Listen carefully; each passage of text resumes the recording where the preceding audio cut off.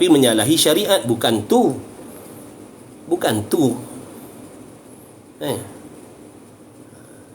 Kita orang awam ni, itu di antara kelemahan kita. Pantang kita dengar penceramah tu, sedap ceramahnya, berapi-rapi, meletup-letup, Quran dalam kepala, hadis dalam kepala, terus kita mengatakan dia membawa ilmu yang betul. Tengok dulu, selidik dulu, kaji dulu. Sebab orang-orang yang berpahaman sesat tu, yang menyalahi akidah Ahli Sunnah wal Jamaah, dan juga makna kita yang bermazhab ni pun, dia pandai Quran, dia pandai hadis, dia pandai berpidato juga. Penyampaian ni memukau kita juga. Sebab tu kena waspada, kena hati-hati. Kena hati-hati juga. Dalam nak mencari guru tu kena hati-hati, kerana mencari guru itu mencari guru itu bermaksud mencari agama. Salah guru, salah agama kita. Baik.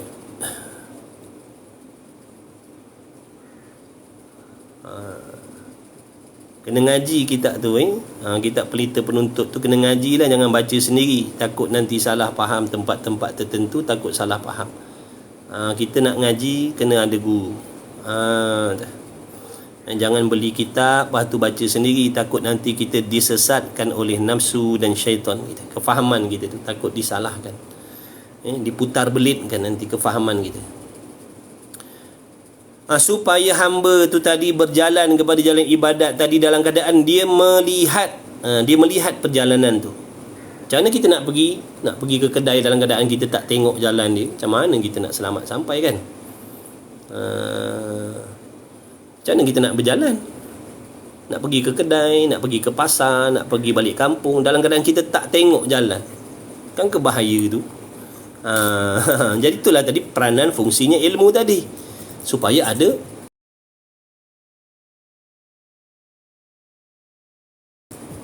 penyuluh jalan supaya kita nampak, sempang kanan, sempang kiri, ada lubang, ada bonggol, ada pasir, begitu. Maka mengambil ia hamba di dalam memutuskan dia jalan ibadat tak dapat tiada dengan baik, tilik dalam dalail dan sempurna bicarakan, supaya dia boleh melaksanakan ibadat tadi dengan cara yang betul. Bicara ni mana ambil tahu. Dia boleh melaksanakan ibadat tadi dalam keadaan dia tahu, dia faham. Dia tahu dan dia faham apa yang mesti dibuat dan apa yang tak boleh nak dibuat. Apa yang perlu dibuat dan apa yang perlu ditinggalkan, apa yang perlu dijauhkan. Apabila dia ada ilmu, dia akan faham benda-benda tu. Kalau kita nak beribadat tanpa ilmu ni, kata Imam Ghazali, ibaratnya seperti haiwan yang buta berlari. Haiwan buta berlari, binatang yang buta berlari. Macam mana keadaannya kalau binatang buta kemudian dia berlari? Adakah binatang yang buta, haiwan yang buta tadi, dia boleh berjalan berlari ikut jalan yang betul, ataupun habis semua dia langgar? Dinding dia langgar, masuk terjun gaung, masuk sungai, silat-silat dengan tuan dia pun dia langgarnya sekali. Itu ibaratnya. Jadi ulama buat perumpamaan sangat-sangat cantik. Perumpamaannya kita boleh faham makna gambaran orang yang beribadat tanpa menuntut ilmu ni samalah seperti haiwan buta yang berlari. Habis langgar, dengan tuan-tuan pun langgar juga. Dengan tuan-tuan pun dia langgar. Itulah ibaratnya kalau kita ni beribadat dalam keadaan tak ada ilmu, dengan Allah pun kita langgar. Dengan Allah pun kita langgar. Quran pun kita langgar. Sebab apa? Buta. Buta. Syok sendiri.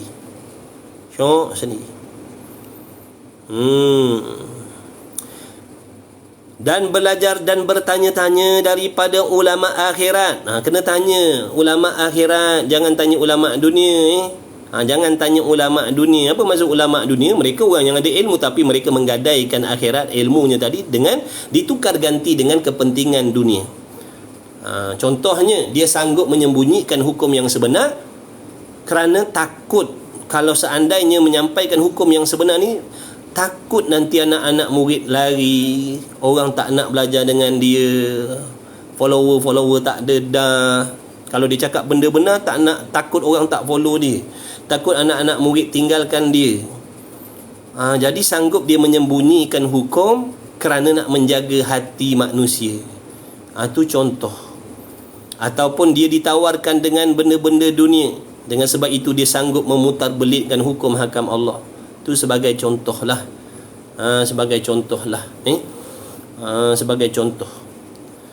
Tu ulama dunia. Jangan cari ulama dunia, cari ulama akhirat, ulama yang ikhlas, tidak ada kepentingan dalam menyampaikan agama, tak ada kepentingan diri dia.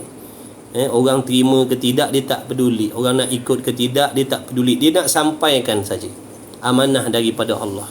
Nabi SAW, Rasul yang terbaik, Rasul yang terpilih, penghulu segala Nabi Rasul pun perkataannya tidak semua diterima dan diikut oleh manusia. Apatah lagi kita yang tidak maksum ini, yang ada hawa nafsu dalam diri, hasutan syaitan dan sebagainya. Jadi memang padan patutlah kalau perkataan kita ramai yang tak nak ikut, ramai yang menolak.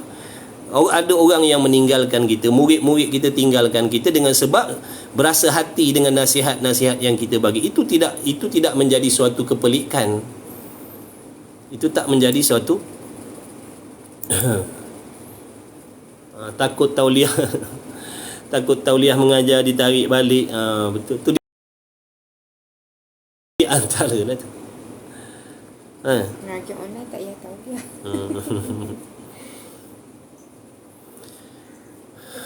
Jadi bertanya kepada ulama akhirat yang hak-hak, yang batil-batil, ulama yang macam tu kita kena cari. Ulama-ulama yang macam tu yang kita kena cari. Jadikan tempat rujukan kita, kerana kita akan dapat agama yang sebenar daripada mereka. Yang adalah mereka itu yang membawa jalan di dalam jalan ini. Yang mana ulama-ulama akhirat itu merupakan guru-guru, pembimbing-pembimbing yang mursyid, yang akan membawa kita, membimbing kita, memimpin tangan kita, membimbing rohani dan jasmani kita sampai kepada redha Allah Subhanahu wa taala. Kerana guru ulama akhirat ni dia tidak ada lain matlamat dalam hidup dia. Dia mengajar, dia menyebarkan agama supaya murid-muridnya selamat sampai kepada Allah, supaya amal ibadah anak-anak muridnya diterima oleh Allah. Itu tak ada lain dah dia punya matlamat dia. Itu ulama akhirat. Dan pelita bagi umat dan ikutan a'immah dan tempat mengambil faedah, dan minta doa yang soleh daripada mereka itu. Minta doa yang baik-baik daripada guru-guru yang soleh, ulama-ulama akhirat tadi. Itu di antara adab kita. Kalau jumpa orang soleh, tok-tok guru yang soleh, yang ulama-ulama akhirat, minta mereka mendoakan, ambil tabarruk doa daripada orang soleh. Itu tanda-tanda kita merendahkan diri, tanda-tanda kita merasakan diri kita hina daripada guru, kita bersangka baik dengan guru. Jadi minta doa daripada mereka. Minta doa daripada mereka. Dan minta tolong hingga bahawa diputuskan dia jalan ibadat ni dengan taufik Allah Ta'ala. Minta guru-guru kita selalu, Tok Guru doakan kami ni selamat menuntut ilmu, dapat ambil manfaat dengan ilmu, beramal dengan ilmu. Doakan kami ni supaya dibersihkan hati daripada sifat-sifat yang dicela oleh Allah. Doakan kami daripada tertipu daya di dalam ibadat. Minta doa daripada tok-tok guru kita tu. Minta doa daripada mereka. Macam kita nak pergi musafir kan, kita jumpa kawan kita kat kampung, saya ni nak pergi sekian-sekian tempat ni, doakan selamat doakan selamat sampai. Itulah ibaratnya.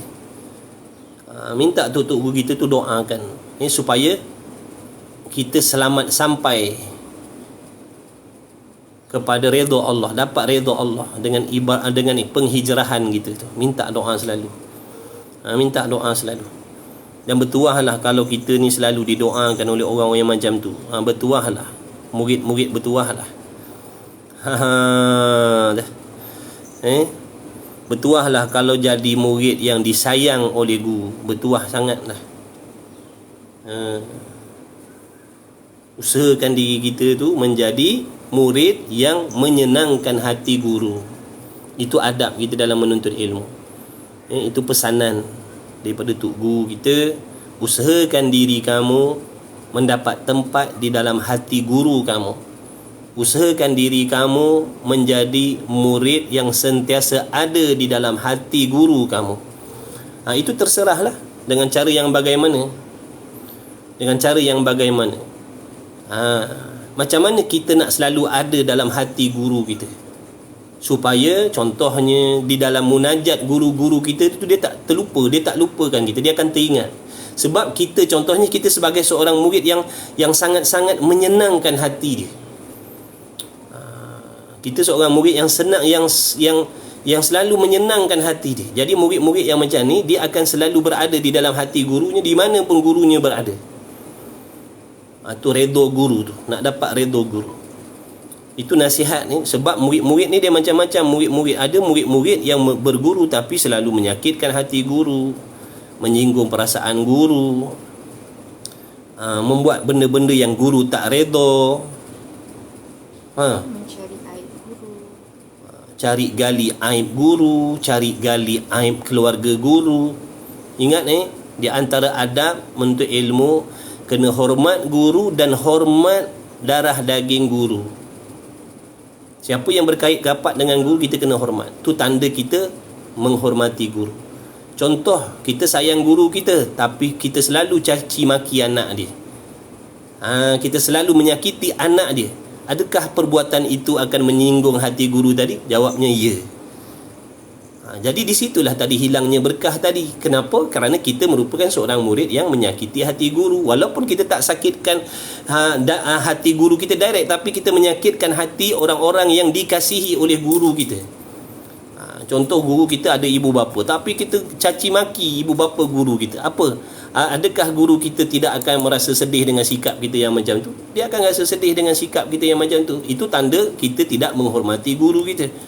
Ini pun banyak berlaku akhir zaman ni. Banyak yang menuntut ilmu tapi akhlak dan adabnya begitu. Na'udzubillah min zalik. Wajib kena jaga supaya kita mendapat berkah. Supaya kita dapat berkah, kena hormati guru dan ahli keluarga mereka tu. Kena jaga aib guru, kena jaga aib ahli keluarga guru. Itu adab. Belajar dalam bab adab sana, adab menuntut ilmu tu. InsyaAllah jumpa masalah tu. Baik, kemudian selalu minta doa guru kita. Ikutlah macam mana cara kita nak gembirakan hati guru kita. Tu terpulanglah masing-masing. Selalu hadir kelas, bersemangat mengaji, beramal dengan ilmu. Itu di antara benda-benda yang menjadikan guru seronok dengan kita. Seronok tengok. Dia ni rajinnya mengaji, selalu mengaji, tak pernah ponteng. Kalau nak ponteng pun minta uzur. Maknanya itu di antara contoh sikap dan akhlak murid yang menjadikan guru tadi seronok dengan dia. Seronok dengan dia. Pergi mana-mana pun Tok Guru akan teringat dia. Bagus ni. Bagus dia tu, bagus. Sebaliknya kalau anak-anak murid yang tadi, contohnya guru tadi mengetahui yang mana seorang murid ni suka mencari kelemahan ataupun rahsia ataupun aib rumah tangga guru. Jadi bila guru tahu perangai murid tu macam tu, guru akan teringat juga. Guru akan teringat kepada dia, tapi bukan dalam ingatan yang baik. Bukan guru ingat sebagai tanda redha, tapi guru ingat dia dalam keadaan guru benci dia. Guru tak redha. Bolehkah kita nak bodek guru kita? Contoh kita belajar, contoh kita di madrasah ke apa kan, kita nak bodek guru kita nak ni, tapi kawan-kawan cakap kita nak bodek guru.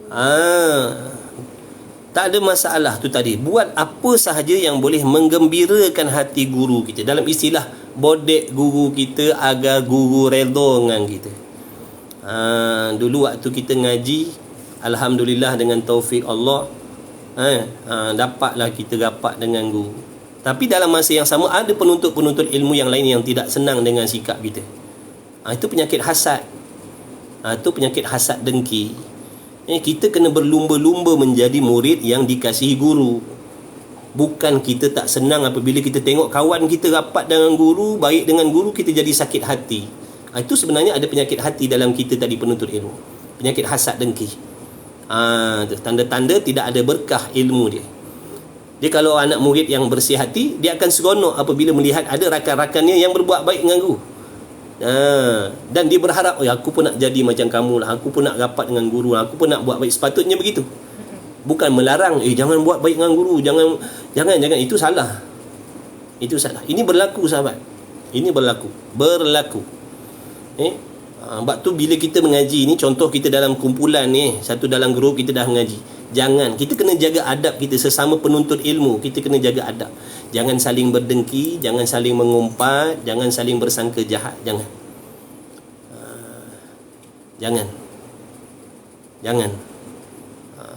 Adab dengan guru satu, adab sesama penuntut ilmu satu, kena jaga. Kalian ni semua penuntut ilmu. Kalian semua penuntut ilmu yang ikhlas, insya-Allah. Maka di antara kalian ni juga ada adab. Jangan maki hamun sesama kita. Jangan mengutuk sesama kita. Sebab kita kena muliakan. Apabila kawan kita tu menuntut ilmu, maknanya kita kena muliakan dia. Kenapa? Kerana dia penuntut ilmu. Kawan tu pun kena muliakan kita. Dia pun kena jaga, maksudnya kena jaga adab sesama. Kerana bila sebut penuntut ilmu, semuanya mulia di sisi Allah. Maka kena pakat jaga. Kita tak nak ada saling sama menuntut ilmu tapi saling berdendam, saling berdengki, saling mengumpat. Na'udzubillah. Jangan, maksudnya jangan, jauhkan sifat-sifat mazmumah tu. Kita sesama pelajar, sesama penuntut ilmu, kena jaga adab. Bila ada masalah, selesaikan cara orang yang berilmu.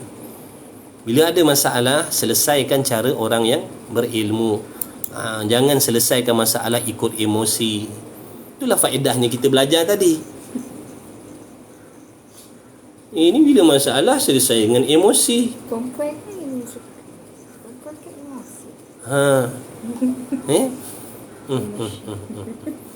Mudah-mudahan diberi taufik. InsyaAllah sama-sama kita, Hafiz, kita semua bukan orang baik. Kita memang ada salah silap. Tak ada manusia yang selain daripada Nabi Rasul yang sempurna, tak. Yang penting kita nampak kesalahan, kita mengaku kelemahan. Kalau tak ada salah pun merendah diri. Itu sifat terpuji, sahabat. Itu sifat terpuji. Dia tak ada buat salah, dia tak ada buat silap, dia tak ada langgar adab, tapi dia merasakan dirinya yang tidak beradab. Itu sifat mahmudah. Itu sifat terpuji. Berbanding dengan orang yang memang beradab tapi mengangkat dirinya, merasakan akulah yang paling hebat. Dalam ramai-ramai anak murid, akulah yang paling taat sekali. Itu takabur. Itu ujub. Itu sifat mazmumah. Itu sifat yang dibenci. Sama-sama kita mengaji, insya-Allah. Betulkan niat, minta tolong dengan Allah banyak-banyak. Ni saya nak sampaikan ni benda penting dalam penghijrahan. Sebenarnya tadi tajuknya, kita ni bila kita belajar ni, kita dalam proses lah ni. Yang sedang belajar ni makna dalam proses nak mendaki gunung ilmu tadi. Kita sedang mendaki. Saya juga banyak kesilapan dalam menuntut ilmu. Tak apa, patah balik. Alhamdulillah Allah tunjukkan kesilapan kita. Alhamdulillah Allah menyedarkan kesilapan kita. Itu tanda Allah sayang. Allah Ta'ala tidak kehendak, tak nak kita ni tersesat jalan ibadat, tersesat jalan menuntut ilmu. Alhamdulillah, itu kasih sayang Allah. Kena syukur banyak-banyak.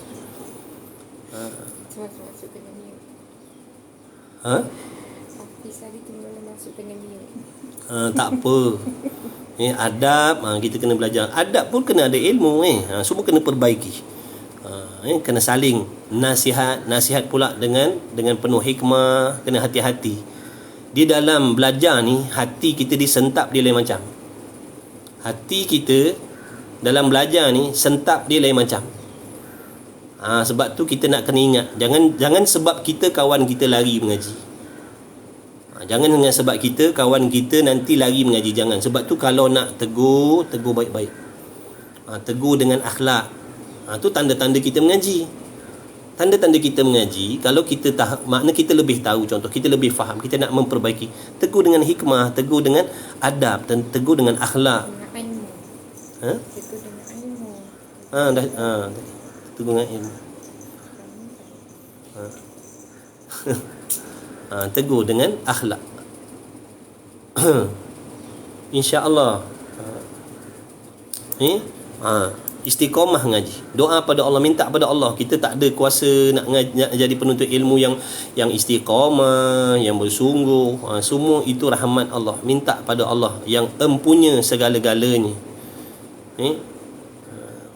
Okey, terus lagi. Terus lagi. Saya dah lama tak buat kelas tambahan ni. Lama tak buat kelas tambahan. Tapi alhamdulillah lah. Kat masjid surau tak boleh sembang macam ni. Tak. Kat masjid surau, dekat kuliah masjid surau tak boleh buat macam ni. Kan kena baling mic dengan pengurusi. Kan mikrofon melayang singgah kat kepala kita. Ni masa santai-santai ni, bolehlah nak rapat sikit. Bolehlah nak rapat dengan kawan-kawan.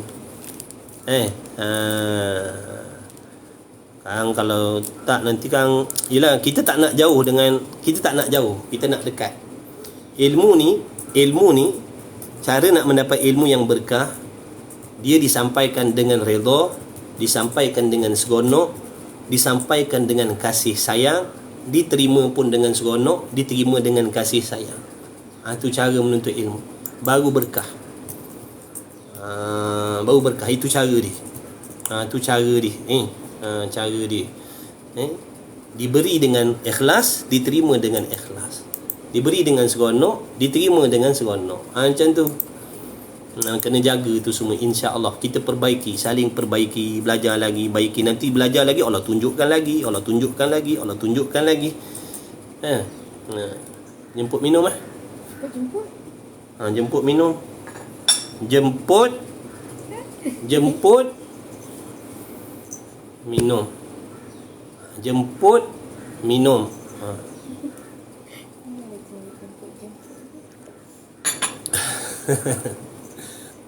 Jemput minum. Jemput. Ni makan jemput sambil-sambil. Kadang-kadang tertinggal kelas, tak apalah. Tak apa.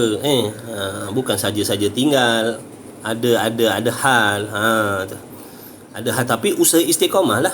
Usaha istiqamah, insya-Allah. Alhamdulillah. Sambung balik. Kenapa perlu menuntut ilmu bagi kita yang nak berhijrah ni? Kenapa? Ilmu pula, ilmu yang dah ulama pesan. Jangan belajar ilmu pelik-pelik. Sebab tadi supaya kita nampak jalan yang betul, supaya kita nampak jalan yang sebenar nak mengabdikan diri kepada Allah ni. Jalan yang sebenar-benarnya macam mana? Akan tersuluhlah jalan tadi dengan ilmu yang kita belajar tadi. Ilmu yang kita belajar tadi akan nampak. Nampaklah kalau lampu 10 watt macam mana cahaya dia kan. Lampu spotlight macam mana pula kan. Sebab tu tadi menuntut ilmu itulah tadi yang akan menjadi penyuluh tadi. Orang yang betul pengajiannya, betul kefahamannya, makna suluhan itu terang. Bukan sahaja dia akan nampak kesalahan, kesilapan yang nyata ni, bahkan dia akan, Allah Ta'ala akan memperlihatkan kepada dia kesilapan dan kesalahan dan perangkap yang jenis ghaib. Yang jenis ghaib, perangkap ibadat dalam hati tadi. Dia akan nampak. Allah akan menampakkan, Allah akan menunjukkan kepada dia. Allah akan menyedarkan. Tak kena ni. Salah cara aku ni. Salah niat aku ni. Allah akan tunjukkan. Berkat daripada ilmu tadi. Berkat daripada ilmu tadi, sahabat. Jadi jangan tak mengaji. Jangan tak mengaji. Mengaji fardu ain. Jangan pelik-pelik lah. Jangan pelik-pelik. Jangan kalut-kalut ngaji pelik-pelik. Jangan. Okey, terus.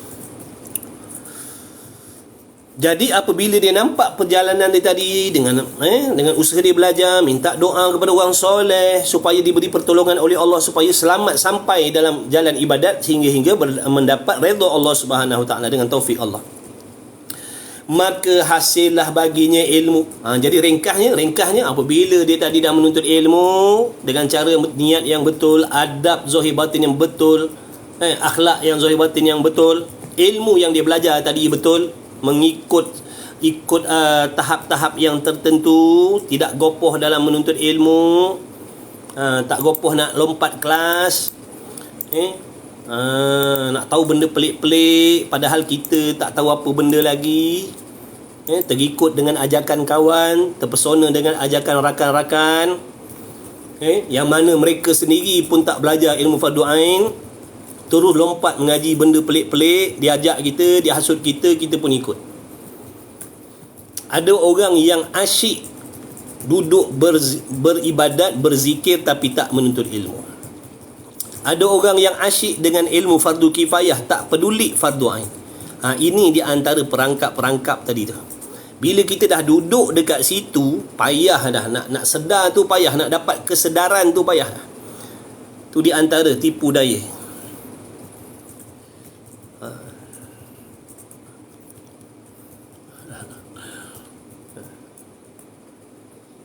Apa tu ilmu benda pelik?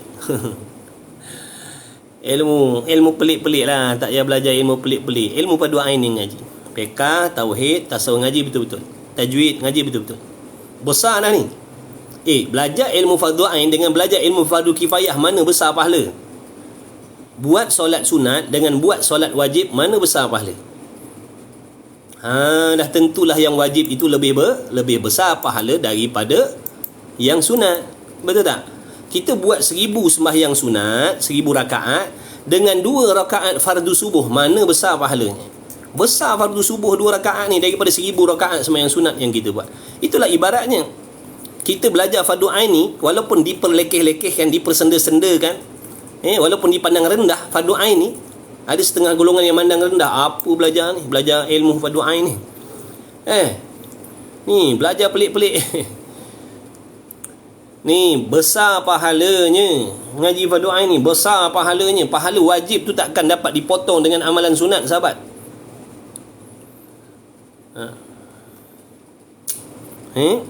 Bawa bertenang. Imam Ghazali pesan, Tok Guru kita pun pesan, jangan cepat, jangan gopoh, tak sabar nak jadi orang soleh, tak sabar nak jadi orang bertakwa, tak sabar nak jadi waliullah, jangan. Tak sabar nak menguasai pelbagai ilmu, jangan. Nabi pesan, Nabi kata agama ni padat, agama ni keras, agama ni padu. Maka galilah dengan perlahan-lahan. Maksud daripada hadis tu, Nabi suruh cari ilmu ni perlahan-lahan. Bukan perlahan tak berganjak, tapi perlahan, berganjur, bawa bersabar.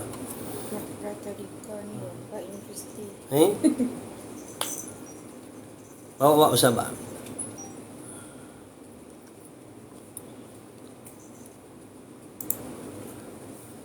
Adakah sikap kita buruk baik dengan mak ayah? Adakah sikap dan sifat kita baik buruk sebagai ibu ayah akan terturun pada anak-anak? Ada. Sebab itu kita ibu bapa pun disuruh beramal dengan agama, supaya anak-anak kita menjadikan kita sebagai contoh dan tauladan. Kalau kita sendiri tak nak mengaji, kita sendiri tak nak semayang, macam mana kita nakkan anak yang mengaji dan semayang? Kalau kita sendiri pun tak nak tutup aurat, macam mana kita nakkan anak-anak kita tutup aurat? Betul tu Abang Mi, anak jaga syirik ni yang halus-halus ni, Allah. Tu dia kena ada pengetahuan yang halus-halus lah. Suluhan ilmu tadi tu, makin terang cahaya ilmunya, makin nampaklah yang halus-halus tadi. Tu syirik yang halus-halus ni lah nak kena ngaji tasawuf. Ngaji tasawuf, insya-Allah dengan belajar fardu ain, ilmu tasawuf yang fardu ain tu, insya-Allah Allah akan tunjukkan. Allah akan tunjukkan syirik-syirik khafi, syirik-syirik yang sembunyi dalam hati kita. Ujub, takabur, riya. Itu contoh-contoh syirik-syirik halus, syirik-syirik khafi yang menjadi asbab amalan kita ditolak, tidak diterima oleh Allah. Kena ngajilah kau mana-mana pun. Ngaji fardu ain, ngaji tasawuf fardu ain tu, kitab penawar bagi hati. Untuk kita orang awam tu. Kalau pertengahannya Minhajul Abidin tu, tu pun kalau kita ngaji sungguh beramal, insya-Allah kata Tok Guru kita, kalau kau beramal betul-betul maknanya 100% dengan ilmu yang ada dalam kitab penawar bagi hati tu, naik darjat dah kau jadi waliullah insya-Allah. Penawar bagi hati tu je. Kau amalkan betul-betul. Tapi syaratnya betul lah, kefahamannya betul dan amalannya betul. Insya-Allah. Kata Tok Guru kita.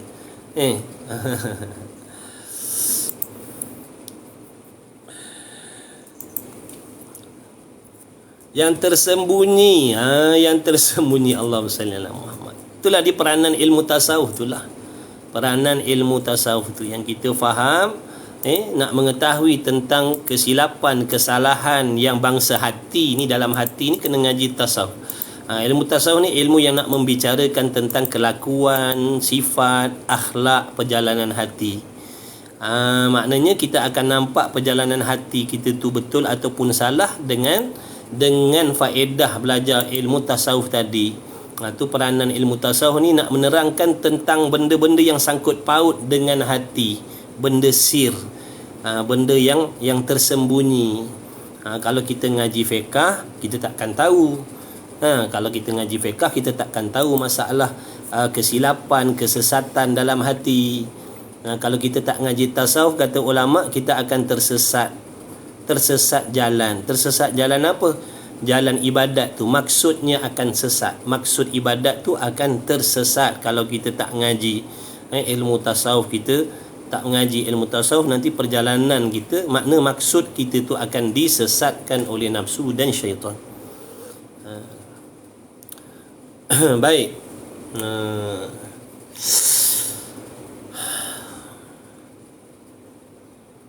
Dah belajar, nak kena usaha beramal pula tu nak usaha beramal pula tu. Apa pun jangan putus asa, minta tolong dengan Allah, merendah diri dengan Allah, minta dengan Allah. Usaha tetap kena usaha. Usaha tetap kena usaha seperti yang ulama Tok Guru pesan. Kena ikutlah. Dengar nasihat Tok Guru kita.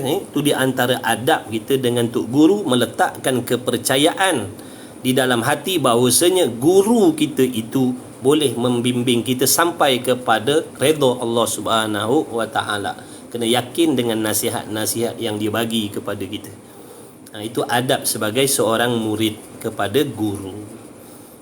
Guru pesan jangan kalut mengaji ilmu lain, tumpukan fardu ain dulu betul-betul. Masa tak banyak dah nak baiki ibadat, kita tak pedulikan nasihat dia. Kita nak juga belajar ilmu fardu kifayah sungguh-sungguh, celup-celup ngaji fardu ain. Maknanya nanti tak dapat lah tu. Tak dapat berkah lah. Maka hasil baginya ilmu dan yakin. Bila dia ada ilmu, kefahaman dalam belajar tadi, dia akan bertemu dengan bukti-bukti, dalil-dalil yang menunjukkan tentang sesuatu yang sangkut paut dengan ibadat. Maka timbullah dalam hatinya yakin dengan yang gaib. Dia akan yakin dengan adanya perkara-perkara gaib tadi. Jadi nak mempercayai perkara gaib itu dengan ilmu. Dengan ilmu, dengan dalil. Masalah hati ni gaib. Benda-benda dalam hati kita ni benda gaib, benda tak nampak. Jadi seseorang itu akan yakin, contohnya di dalam hatinya ada penyakit hasad. Apabila dia ada ilmu, dia akan yakin adanya penyakit hasad dalam hatinya yang tak boleh dilihat dengan mata kasar. Penyakit ujub dalam hatinya. Itu semua dengan sebab suluhan ilmu tadi. Suluhan ilmu tadi.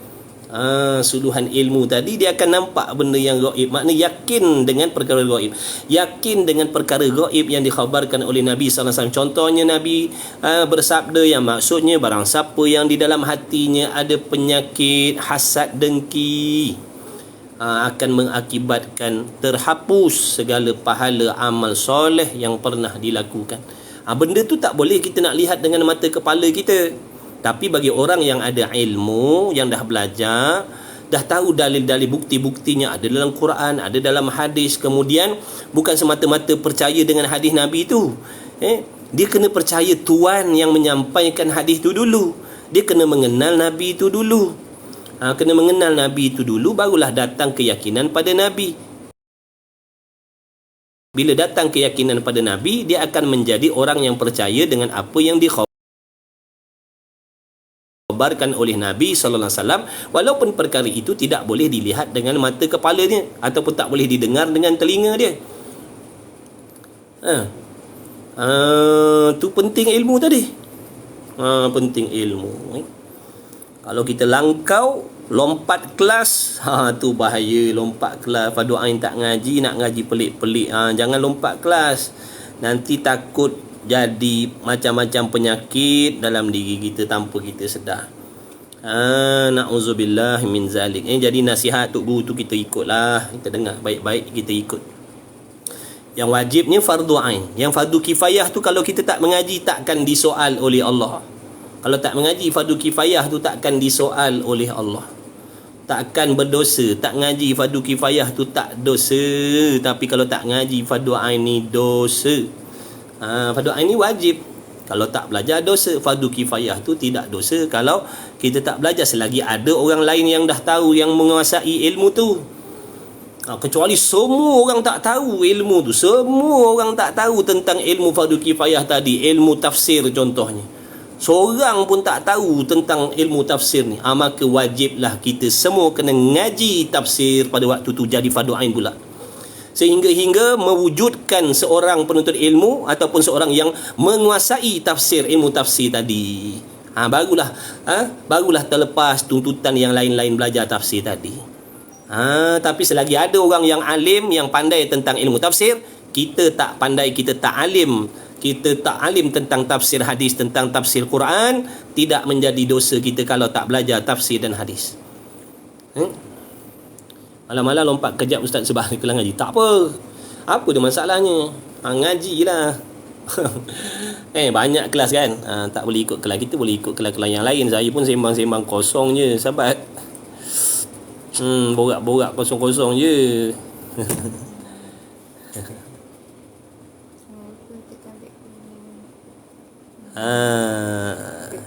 Cuma Allahumma salli ala sayyidina Muhammad. Petang ni kita nak kongsikan perkara yang sangkut paut dengan penghijrahan lah.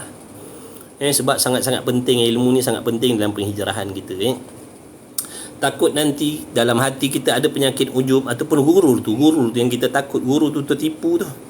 Kita tertipu dengan diri sendiri, kita merasa kita dah berada di jalan yang betul, kita rasa hati kita dah betul, kita rasa amalan kita dah diterima oleh Allah. Tu bahaya tu, bahaya. Rupa-rupanya ujian makin sulit. Dah memang betul dah tu perjalanan dia. Dah memang betul dah tu. Itulah jalan dia. Nabi kata hati-hati, jaga-jaga, ingat-ingat. Jalan nak syurga tu, nak pergi ke syurga tu dipagari, dikelilingi oleh benda yang menyakitkan. Di antara maksud benda yang menyakitkan tu ujian lah. Apa hikmah ujian tadi? Allah nak menggugurkan dosa kita. Orang yang sabar dan bersangka baik dengan ujian-ujian yang diatur oleh Allah kepada dia, sangka baik dengan Allah, tak bersangka buruk dengan Allah walaupun seberat apa pun ujiannya, itu menjadi asbab dosa-dosa dia yang dulu-dulu sebelum dia berhijrah tu diampunkan oleh Allah. Sebab kita ni boleh jadi banyak dosa-dosa yang kita lalu, yang kita dah buat dulu-dulu. Jadi cara Allah nak cuci kita supaya kita ni layak berada di jalan ibadat, supaya kita bersih. Orang yang nak beribadat ni dia selayaknya bersih. Boleh tak kita nak beribadat dalam keadaan kotor? Boleh, bukan tak boleh. Boleh tak kita nak berpijak di atas permaidani yang mahal, yang putih, dalam keadaan kaki kita cemar dengan tahi? Boleh tak? Boleh, tapi akan mengotorkan permaidani tadi, akan mengotorkan permaidani yang putih yang mahal tadi tu. Kalau kita pijak atas permaidani tadi dalam keadaan kita tak cuci kaki. Jadi cara Allah Subhanahu Wa Taala, cara kita nak apa, Allahumma salli ala sayyidina Muhammad, cara kita nak melayakkan, cara Allah nak melayakkan hamba-Nya berada di jalan ibadat ni, iaitu dengan apa? Dengan Allah cuci dia daripada dosa-dosa. Bagaimana cara Allah Ta'ala nak menyuci dosa-dosa seseorang itu? Macam mana cara Allah Ta'ala nak mencuci dosa-dosa seseorang itu? Dengan supaya dia layak berada di atas landasan ibadat tadi. Dengan cara Allah memberikan ujian yang berat-berat. Makin berat ujian sebagai petanda semakin dekatlah dia dengan Allah Subhanahu wa ta'ala.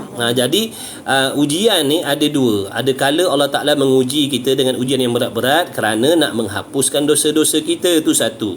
Dan satu lagi, Allah Ta'ala memberi kepada kita ujian yang berat-berat kerana nak menaikkan darjat kita di sisi Allah. Tapi nak mengharungi ujian ni pun perlu kena ada ilmu. Takut nanti disebabkan ujian-ujian tu nanti kita jadi berputus asa dengan Allah, bersangka jahat dengan Allah.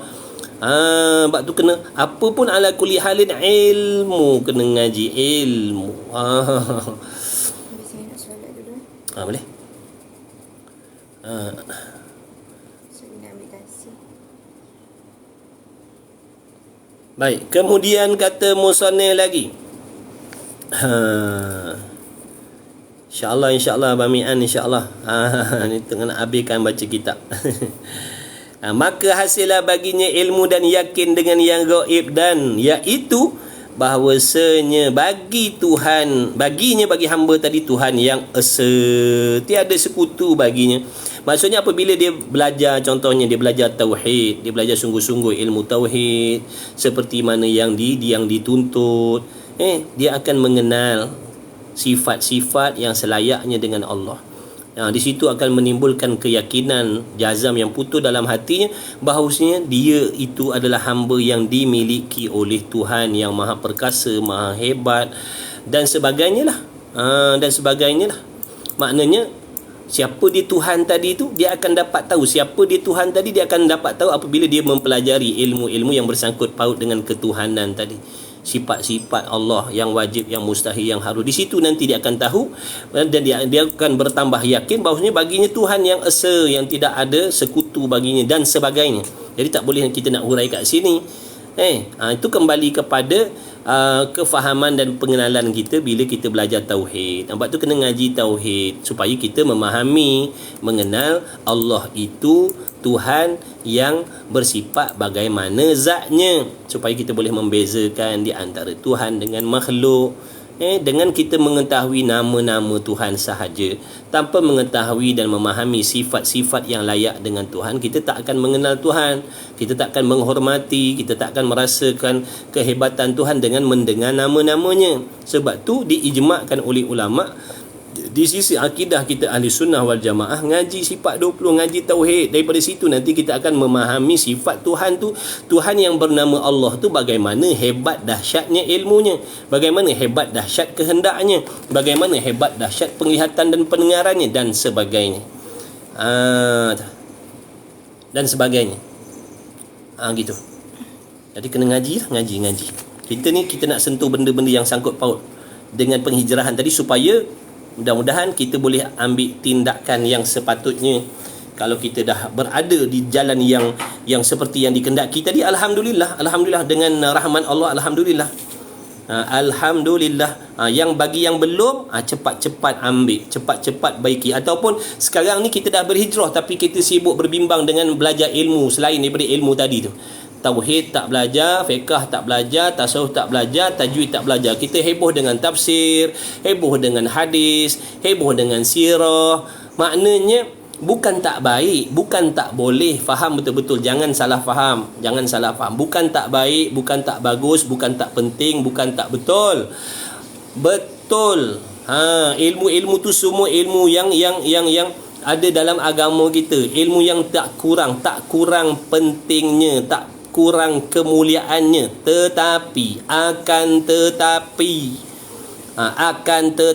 dengan kita bersungguh-sungguh mempelajari ilmu-ilmu fardu kifayah tadi, tidak akan mengajar kita dan mendidik kita tentang benda-benda yang sangat penting dalam urusan ibadat. Kerana dalam ilmu tu tak disebutkan secara khususiyah.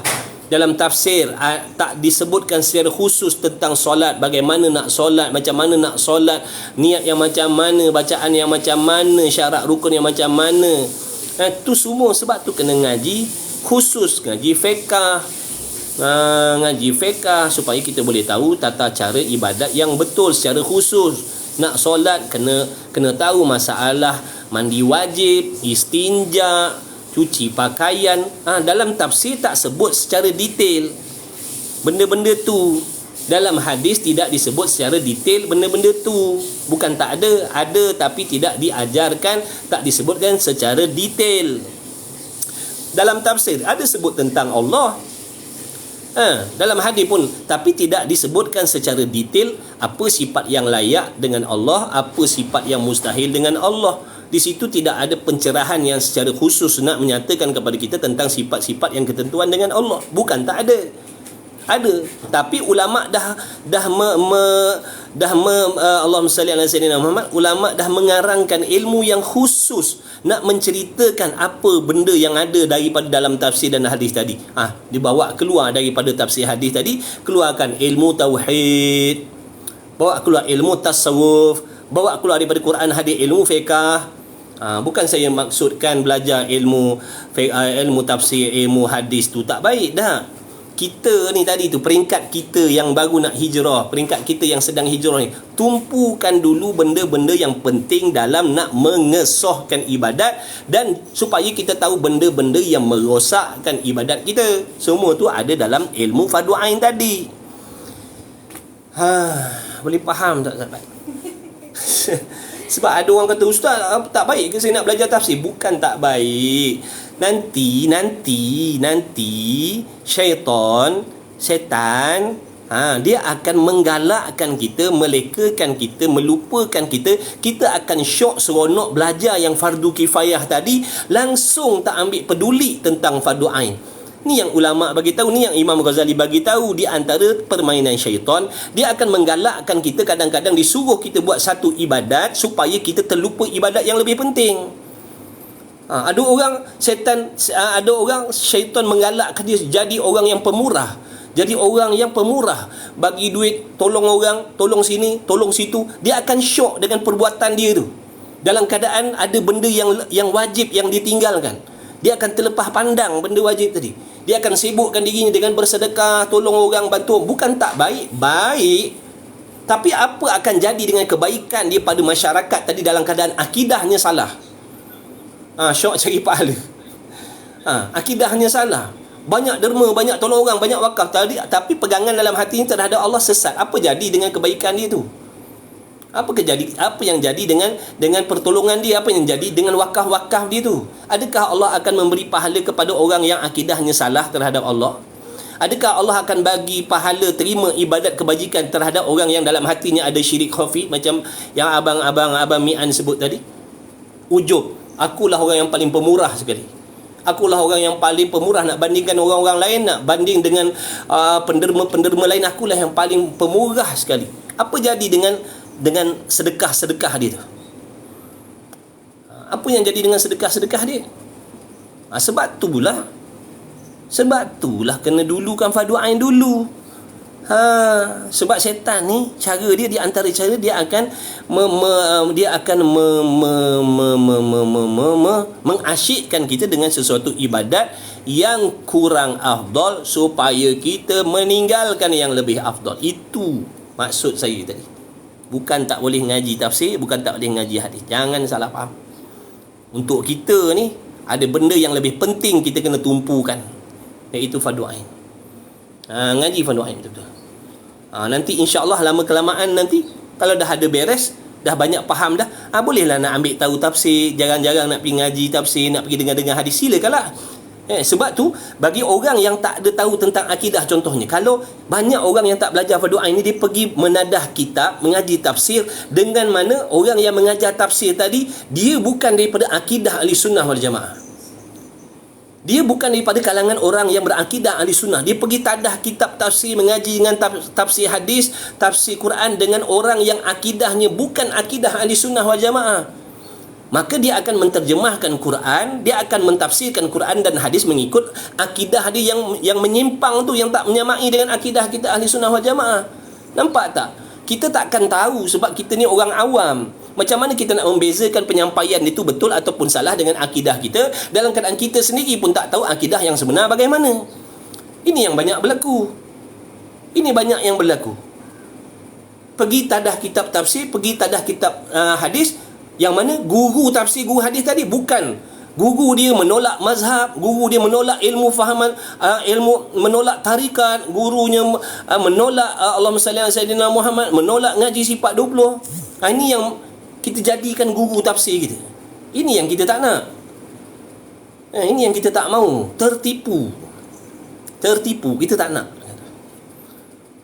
Allahumma salli ala sayyidina Muhammad. Kita tak tahu apa-apa lagi. Macam mana kita nak bezakan cara penyampaian ataupun tafsiran Quran itu menyalah dengan akidah kita ahli sunnah wal jamaah? Duk kata Tuhan turun naik langit, Tuhan duduk langit, Tuhan ada tempat. Kita tak tahu. Macam mana kita nak tolak? Kalau kita dah belajar fardu ain, dah mantap fardu ain kita, dah ada dasar yang kukuh, kita akan dapat kesan. Seandainya kita nak pergi join kelas-kelas tauhid, nak pergi join ceramah umum, nak pergi join forum-forum, nak pergi join tafsir, nak pergi join sirah, nak pergi join tafsir hadis.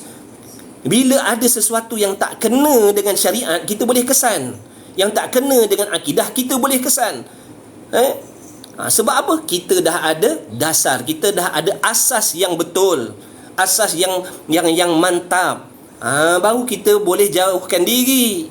Baru kita tak akan telan bulat-bulat apa yang diajar. Tak semua orang ngajar tafsir tu betul akidah dia.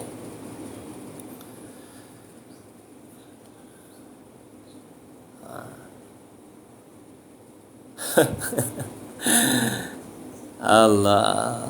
Jadi kita tak naklah penghijrahan kita dengan kawan-kawan kita. Kita tak nak penghijrahannya nanti berakhir dengan penyesalan di hari kiamat. Kita tak nak penghijrahan seseorang kita, kawan-kawan kita, penghijrahannya berakhir dengan penyesalan di hari kiamat besok. Kita tak nak. Kita hijrah tapi menyesal hari kiamat. Ada orang berhijrah dapat bahagia hari kiamat, kita dapat penyesalan di hari kiamat sebab salah jalan. Jadi tak nak lah. Jadi wajiblah kita kongsi-kongsi tips-tips makna yang namanya ibadat penghijrahan tadi. Banyak kita tengok orang yang berhijrah tapi tak peduli nak belajar ilmu fardu ain, sibuk dengan ibadat, tak nak belajar. Tu na'udzubillah. Jadi tujuan kita ni duk baca ni tadi, petang-petang ni tadi nak kongsi-kongsi benda penting. Orang nak berhijrah ni di antara benda. Siapa yang cakap ni? Bukan saya. Imam Ghazali, Al-Hujjatul Islam, Al-Imam Al-Ghazali yang mengajar, yang bagi tahu. Ya Allah ya Karim. Imam Ghazali punya perkataan, siapa nak sangkal dia? Imam Ghazali tak kata barang siapa nak berhijrah pulun ni ibadat terus-terus. Siapa yang nak hijrah ngaji fardu kifayah. Tak. Ni kat belakang ni nanti akan jumpa apa ilmu yang dimaksudkan oleh Al-Imam Ghazali yang nak kena belajar. Betul lah Abang Mian. Kena ngaji, kena kenal Tuhan dulu. Barulah kita mudah nak khidmat. Bila kenal tuan dia, siapa tuan kita, bila kenal tuan kita, pemilik kita, pemilik mata kita, pemilik penglihatan kita, pemilik kesihatan kita, pemilik nikmat rezeki kita, barulah kita tahu macam mana nak cara ibadat. Tak nanti kita jadi hamba yang lawan tokeh. Jadi hamba yang macam mana nak berkhidmat, macam mana nak bekerja dalam keadaan majikan dia tu kita pun tak faham dia punya kelakuan, sifat dia macam mana. Nanti kita biadab dengan majikan kita, nanti kena buang, nanti kena tendang, nanti tak dapat gaji nanti. Saya pun dia pergi. Tak. Okey. InsyaAllah rasanya kita dah sampai kepada penghujung rancangan. Saya dah dapat isyarat nampaknya. Dah dapat isyarat. InsyaAllah sahabat, nanti ada masa-masa nanti kita lapang-lapangkan. Ada masa lapang, insyaAllah kita jumpa lagi lah, borak santai-santai macam ni. Sambil-sambil makan jemput ni. Jemput Abang Mian, jemput semua. Jemput makan, jemput. Itulah makna yang sempat nak sampaikan petang ni, santai-santai. Sebab dia nak pergi, nak ambil anak jap. Nak pergi ambil anak sekolah jap. Mudah-mudahan ada manfaat lah. InsyaAllah. Teacher dia bagi ni. Terima kasih semua yang sudi singgah, yang sudi hadir, yang sudi share, yang sudi tu teacher ada bagi peti harta korun. Terima kasihlah yang kongsi rezeki. Allah jemput makan jemput jemput jemput makan jemput jemput makan jemput lepas tu saya doakan kawan-kawan semua dalam rahmat dan ridha Allah selalu, dalam bimbingan Allah selalu. Mudah-mudahan Allah bimbing kita, zahir kita, batin kita jalan yang betul. Mudah-mudahan Allah Ta'ala datangkan kepada kita orang-orang yang betul fahamannya. Kita takut kita diajak, kita dibimbing oleh orang-orang yang salah fahamannya. Nanti sia-sia amal ibadat yang kita buat, sahabat. Jadi di antara benda yang kita nak kena takut, risau, bimbang, itulah dia, salah memilih guru. Salah memilih guru tu, hati-hatilah. Hati-hatilah. Mudah-mudahan Allah Ta'ala pelihara kita dengan berkat doa kedua ibu bapa kita, dengan berkat doa guru-guru kita, dengan berkat doa alim ulama, orang soleh, dengan berkat junjungan besar Nabi kita Muhammad sallallahu alaihi wasallam. Mudah-mudahan kita semuanya diselamatkan oleh Allah Subhanahu wa taala. Kita semua, kawan-kawan kita semua, jangan lupa saling doa mendoakan, saling hormat menghormati, saling doa mendoakan. Insya-Allah kalau ada salah silap tegur secara hikmah. Insya-Allah mudah-mudahan persahabatan kita, perkenalan kita walaupun secara alam maya ni, mudah-mudahan mendapat redha Allah Subhanahu Wa Taala. Mudah-mudahan jadi sebab kita nanti termasuk di dalam satu kumpulan yang Allah Taala akan teduhkan di bawah bayang arsyillah di padang mahsyar, iaitu satu kumpulan orang yang berkenal-kenalan, berkawan, bersilaturahim kerana Allah, kerana Rasul. Mudah-mudahan kita dapat kelebihan tu nanti di padang mahsyar, dalam keadaan manusia bertelanjang bogel, dalam keadaan lapar, kebuluran dan sebagainya. Matahari didekatkan di atas kepala. Mudah-mudahan kita ni asbab kita berkawan kerana agama, kerana Allah, kerana ilmu. Mudah-mudahan kita mendapat tempat nanti di sana, insya-Allah. Amin ya rabbal alamin.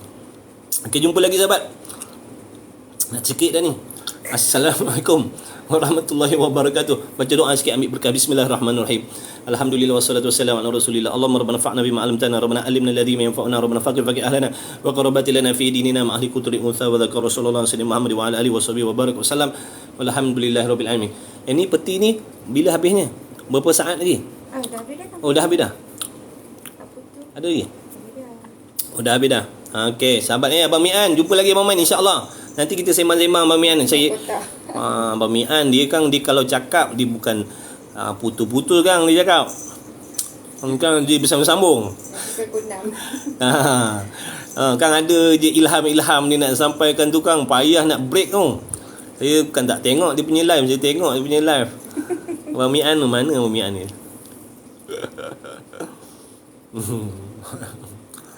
La haula wala quwwata illa billah. InsyaAllah pergi sembang-sembang dengan Abang Mian, kizalang Abang Mian. Jadi Abang Mian nak naik kotak, saya katakan naik kotak saya nak berhenti. Kodok apa? Kodok pisang. Kodok. Hanya kodok solat. Kitab Misbah Munir ada tak Ustaz? Ada dalam beg. Dalam beg ni saya tak perasan. Tak ada. Dalam TikTok shop ada. Dalam TikTok shop saya ada. Saya ingatkan lagi, saya pesan, andai kata ada kawan-kawan yang terlepas pandang, siapa nak join group, nak tahu kuliah, nak sembang-sembang dalam tu, boleh DM saya ataupun Susuraya ke, Kak Na ke, siapa nak masuk dalam group, boleh DM. Nanti cuba duduk dalam group tu untuk kita nak tahu kuliah dan ada info-info yang baik-baik, insya-Allah. Sambil kita nak sembang-sembang erat silaturahim, boleh tahu jadual kelas, kita apa nak baca, waktu bila. Kalau kawan-kawan dah masuk dalam grup tu, rasa tak senang, rasa tak selesa, boleh keluar, tak ada masalah.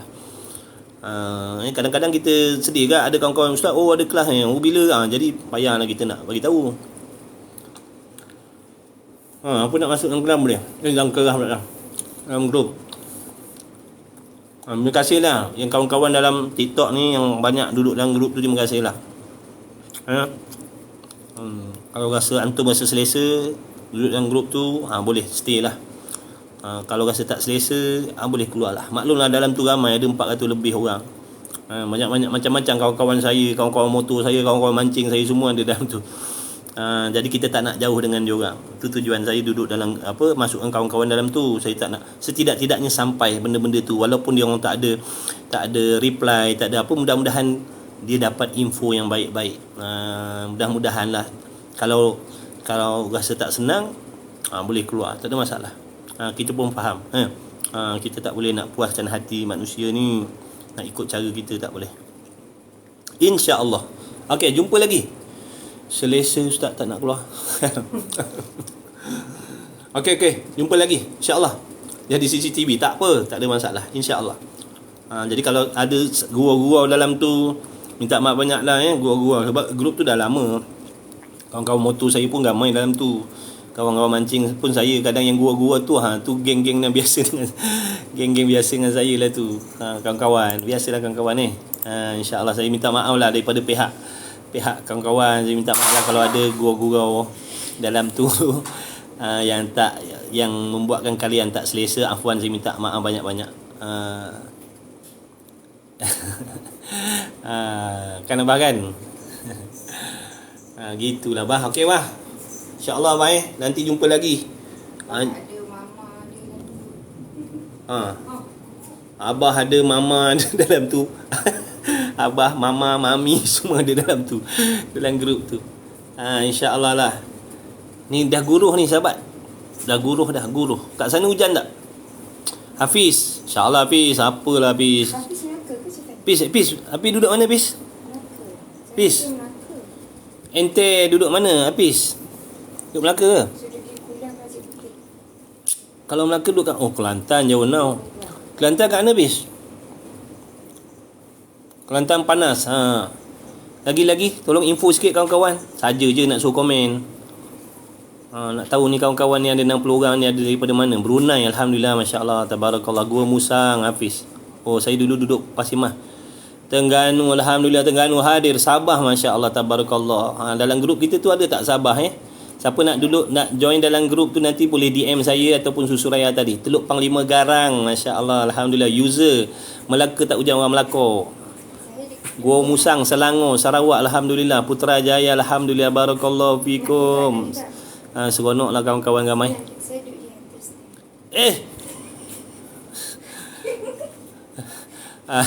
Ada geng Singapura. Azman tanya, sian Azman Singapura. Tu ada? Mana pula tu Kak Na, Kak Los Seremban. Azman, sian Azman. Satu Malaysia, alhamdulillah, barakallahu fikum. Bukit Katil, masya-Allah. Bukit Katil. Bukit Katil ada pergi ni tak? Ada datang kelas dekat Rumah Ngaji Melaka tak? Rumah Ngaji Melaka Bukit Beruang. Saya dekat situ setiap hari Rabu pukul 9.30 pagi. Selangor, alhamdulillah. Sarawak hadir Abang Nazrul. Terima kasih Abang Nazrul. Saya tak sampai lagi Sarawak Abang Nazrul. Sabah Sarawak tak sampai lagi. Tengok gambar je. Ipoh Perak, alhamdulillah, barakallahu fikum. Terima kasihlah sudi kawan, sudi kenal, sudi hadir. Mudah-mudahan ada manfaat. Saya kalau ada salah silap tolong tegur sahabat, tolong DM saya. Kalau ada salah tingkah laku saya, akhlak saya, tolong tegur. Saya bukan tawau. Saya bukan malaikat, saya manusia biasa je. Ni ada salah silap macam biasa. Banyak silap daripada yang yang betulnya. Kundasang Sabah. Siapa? Saya pernah pergi Kundasang. Kundasang Bukit Katil semuka dengan dan online, masya-Allah. Alhamdulillah, barakallahu fikum. Mohon undur. Baik. Silakan Azam Seri Tanjung. Daripada mana Azam? Alibun ZR. Masya-Allah. Motor padu tu, motor power, nampak gaya tu gambar tu. Lama tuan. Barakallahu fikum. Tak apa. Mua Johor. Akak ipar saya orang Muar. Siapa nama? Tu Siapa kat ipar dia? Kak Lang. Kak Lang Muar. Kau betul Pahal. Kak Lang betul Pahal. Lagi-lagi Sabah ada, Sarawak ada, Perlis ada, alhamdulillah. Brunei ada tak? Brunei ada tadi. Ada Brunei? Ya. Tadi yang baca Ada Brunei tadi. Saya ingat lupa, tua dah, mati tak lama lagi. Tu ada Brunei, masya-Allah, 673 Brunei. Pun Brunei pun dia tak pernah sampai lagi. Kak nak tanya kasih ada tak? Kasih kat Brunei tak pernah sampai lagi. Barakallahu fikum. Seronok ya Allah. Ramai kawan-kawan. Alhamdulillah, inilah hikmah dengan TikTok ni. Dengan hikmah ni dapat kita kawan satu Malaysia serumpun. Thailand ada tak? Hari tu ada Thailand dan Azman. Kap kai kap nam kap nai kap kap nai yap. Allah. Jumpa kat amin ya Rabb. Ya Allah, mudah-mudahan Allah temukan kita dalam syurga bersama Nabi sallallahu alaihi wasallam. Mudah-mudahan ya Allah, amin. Amin ya Rabb. Amin ya Allah. Amin ya Rabb. Lagi. Jangan malu-malulah. Sekejap 5 minit. 5 minit. Siapa lagi? In live ni. Malang kan kalau dia free-free kita sembang-sembang lagi. Kedah, lavender daripada Kedah. Kedah mana? Rumah saya orang Kedah. Jejak saudara. Indonesia tak ada je. Hari tu ada.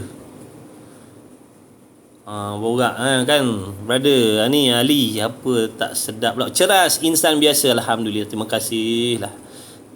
Lagi banyak kawan, lagi banyak berkat saya dapat tumpang. Kalian semua orang baik. Saya yakin kalian orang baik. Kalian pilihan Allah. Mustahil kalian boleh duduk dalam live saya kalau Allah tak kehendak. Mustahil kalian boleh duduk dalam taman syurga, taman ilmu kalau Allah tak kehendak. Menunjukkan kalian ni orang pilihan Allah. Alhamdulillah, kalian orang pilihan Allah. Pilihan Allah, sahabat. Yang pilih tuan-tuan raja segala raja, tuan-tuan. Sahabat yang memilih sahabat duduk dalam majlis ilmu ni raja segala raja. Subhanallah, bukan kaling-kaling. Sebab tu syukur banyak-banyak. Kita ni bukan orang baik kan. Kita bukan orang baik. Saya bukan orang baik. Banyak lupa, banyak leka, tamak haluba dengan dunia, buat dosa maksiat banyak. Tapi nampak tak rahmat kasih sayang Allah. Allah pilih kita, Allah ambil kita, Allah kutip kita, letakkan dalam taman syurga, taman ilmu. Nabi kata orang yang duduk dalam majlis zikir, majlis ilmu ni tetamu Allah. Bayangkan, subhanallah, kita bukan orang baik tapi Allah jemput jadi tetamu. Apa yang Allah nak bagi kita? Allah bagi keampunan, Allah bagi petunjuk hidayah, Allah bagi maghfirah, Allah bagi rahmat, Allah bagi kasih sayang. Subhanallah, alhamdulillah. Sangat-sangat kita kena banyak-banyak bersyukur kepada Allah, banyak-banyak kerana Allah masih lagi memandang kita dengan pandangan kasih sayang. Allah tak lupakan kita lagi, Allah tak abaikan kita lagi. Alhamdulillah. Mudah-mudahan Allah bimbing kita zahir dan batin. Mudah-mudahan zahir kita dibimbing oleh Allah, hati kita pun dibimbing oleh Allah. InsyaAllah dengan berkat Nabi Muhammad SAW. Ilal liqa' ma'assalamah, insyaAllah sahabat. Nanti jumpa lagi ya. Jaga diri baik, salawat banyak, istighfar banyak-banyak.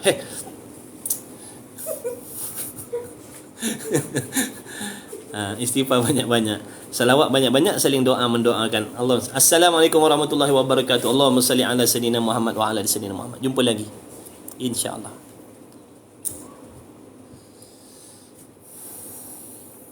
Bateri 30.